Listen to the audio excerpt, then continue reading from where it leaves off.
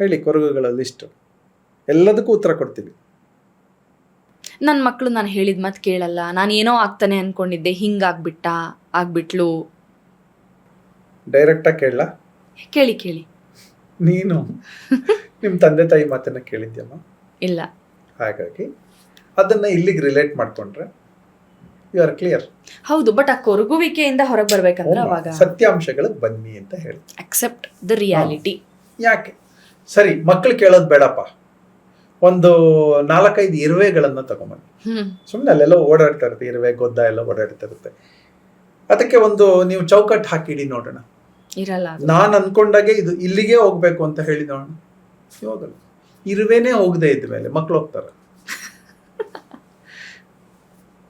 ನಿಮ್ಮದೇ ಮೈಂಡು ಬೆಳಿಗ್ಗೆ ಒಂದು ಹೇಳಿ ಏನೋ ಅನ್ಕೋತೀರಿ, ನಾನು ಹೀಗೆ ಇರಬೇಕು ಅಂತ.